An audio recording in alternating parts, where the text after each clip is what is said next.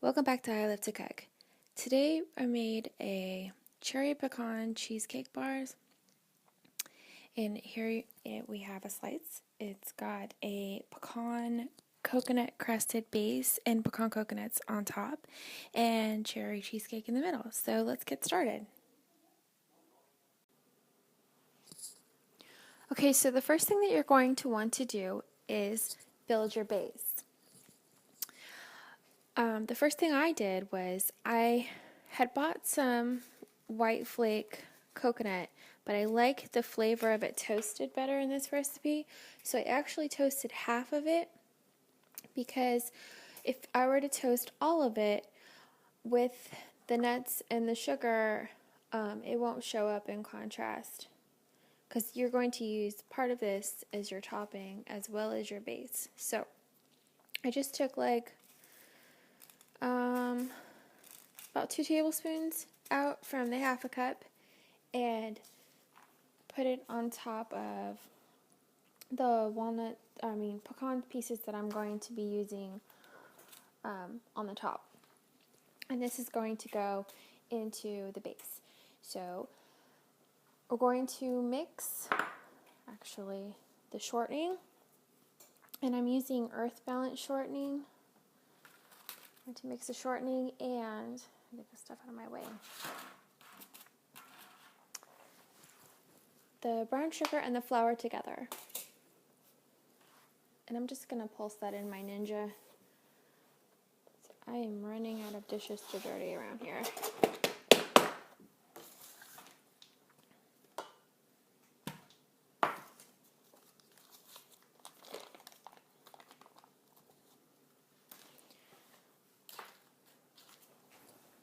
Okay, so I'm going to go ahead and pulse that up. Okay, now I'm going to toss in the finely ground pecans and the toasted, semi-toasted coconut flake, and mix those together.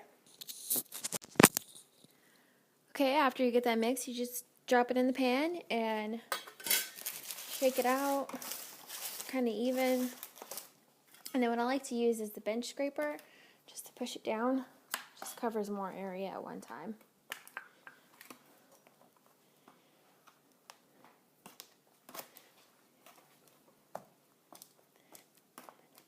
Okay, so that is it for the base.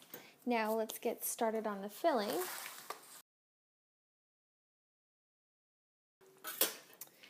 My mixing bowl, I have 2 packages of cream cheese, but I'm not using cream cheese, and surprise, surprise, I am not using the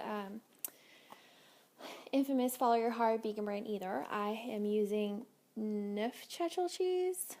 I don't know if that's how you say that. It is a third less fat, but I got it on special, so there you have it, folks. So 2 packages of that, and I'm going to need to cream in my sugar. Go ahead and mix those together.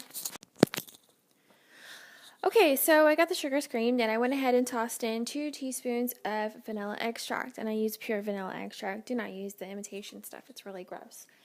And I'm going to go ahead and put in 2 eggs.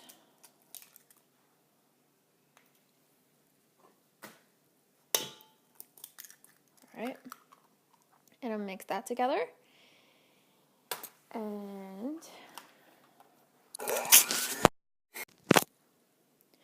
okay, got that all smooth. Go ahead and take my base. Pour the cheesecake part of it, mixture over the base.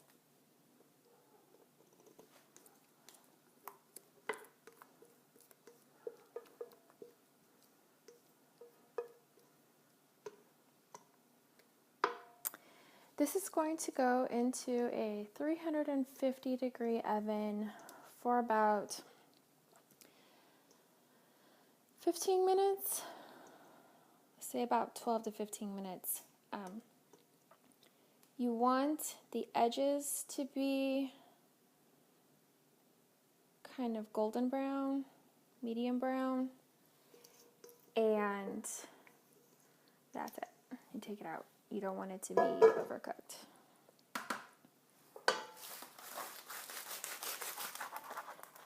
Shake that down.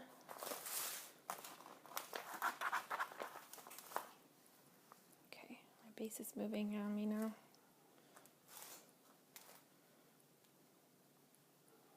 I don't want to do that. I don't want to loosen it too much, so.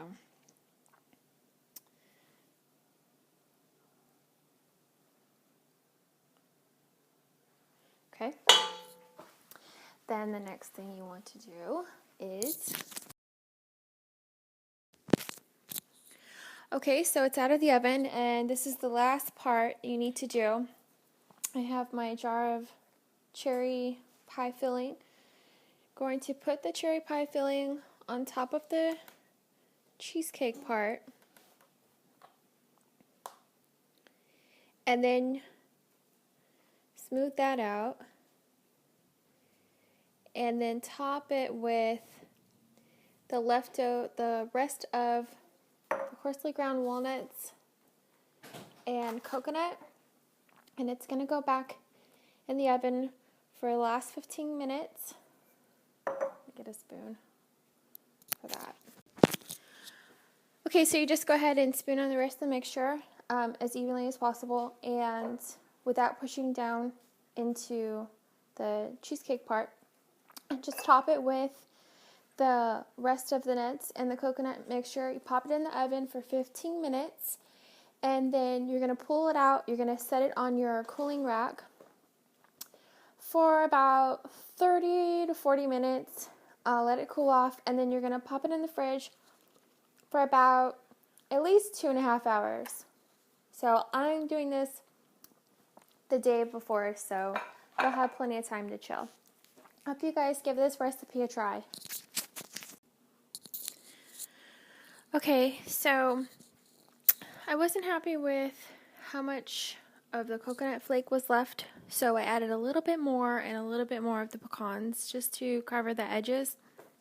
So if you guys have any extra, or you need to buy some, I'm just telling you because it didn't seem like it was enough, but the base was perfect.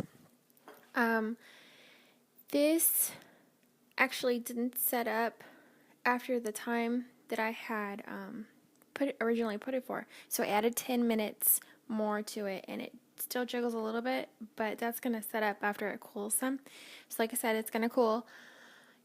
I'm going to let it sit here for about 30 minutes, and then I'm going to pop it in the fridge for, well, overnight, but you should refrigerate yours for at least 2.5 hours. So that's it. Hope you guys give this recipe a try, and let me know if you guys what you guys think of it.